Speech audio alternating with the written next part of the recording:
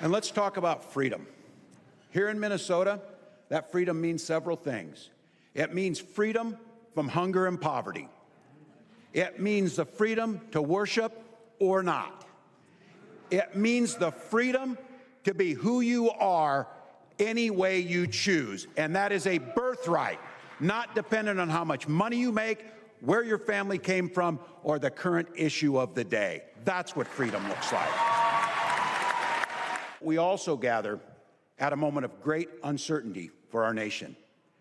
And let's be honest, this uncertainty, this chaos is no accident. The President of the United States has chosen to destroy the federal government's ability to help people. He literally hired the richest man in the world to take a chainsaw to the basic services that Minnesotans rely on to build better lives. His plan leaves nobody there working to prevent the next pandemic, nobody to pick up the phone at the Social Security office, nobody making sure kids with special needs get the quality education they deserve. Just a few months ago, Minnesotans who got ripped off by a bank, a credit card company, a healthcare company, could go to some place in the federal government and seek help and relief. But now the government switched sides. Under this administration, the federal government exists to help the corporations as they screw the American people over. Next up, Medicaid. And everybody in this room and across Minnesota, let's be very clear what it means. 40% of children and more than 1 million of our neighbors in the state of Minnesota rely on Medicaid for their health care. This administration wants to take that health care away. Meanwhile, rural hospitals will be forced to close. All the rest of us, our costs will go up, and state budget will be torn to pieces. The President has also chosen, and I stress this, chosen to tear up the values that once made America the shining light of the world.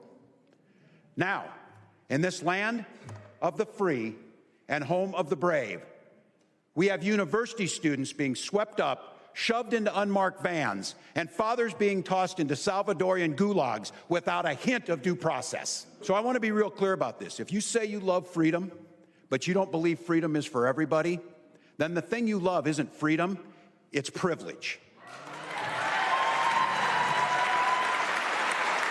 Hour by hour, day by day basis, the President of the United States has chosen to throw our economy into turmoil. Global markets are teetering on the brink of collapse. Businesses across this country and here in Minnesota are already laying off employees by the thousands. Working people are paying more for basic goods, and if you haven't checked your 401k lately, don't do it. So let's be very clear. None of this had to happen. When the President took office 3 months ago, there was no reason to throw a wrench in the works and destroy decades of work. But if you listen to anything that comes out of his mouth, one thing has become clear. He's just plain confused about how the world really works for working people. We're talking about a guy that slapped a 10% tariff on an island populated only by penguins. It'd be funny as hell if it wasn't true and stupid. It makes no sense to anyone. That isn't servant leadership. It's not any kind of leadership. It's small, it's weak, and it's petty. It takes the awesome power of the federal government and turns it into a crude weapon, wielded by a man who wants to be king. As governor, I will continue to do everything in my power to protect Minnesotans from getting hurt and continue to provide shelter from the storm for Minnesotans. It is not enough to complain about the damage of the administration is causing. It's not even enough to try and clean up as much of this mess as we can. We need to prove to the people of Minnesota and to the American people there is a better way to govern. Because the truth is, this current administration in Washington, they're not forever.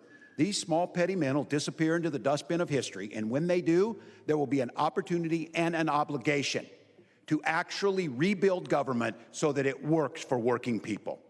If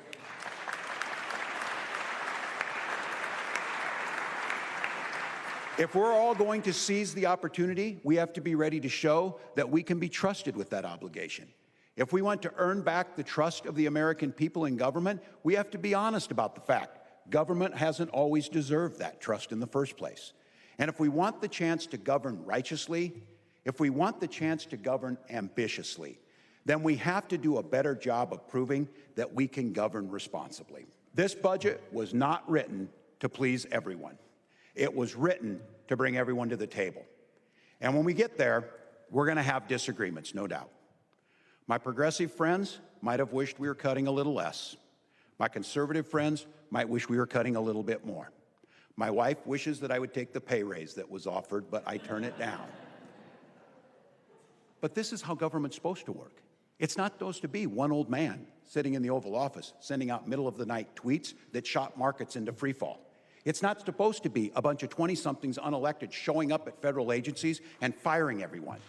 It's not supposed to be chaos and destruction.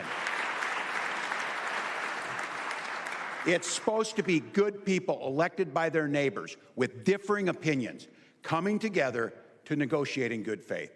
Our legislature's narrowly divided, but I believe we can unify around those ideas: security, opportunity, freedom. I believe we can continue to make Minnesota the best place to live, work, and raise a family.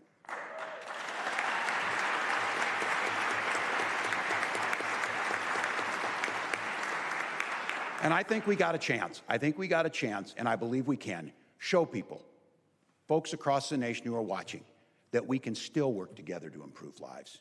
Let's show the world what servant leadership really looks like. Thank you, and God bless each and every one of you, and God bless the great state of Minnesota. Let's get to work.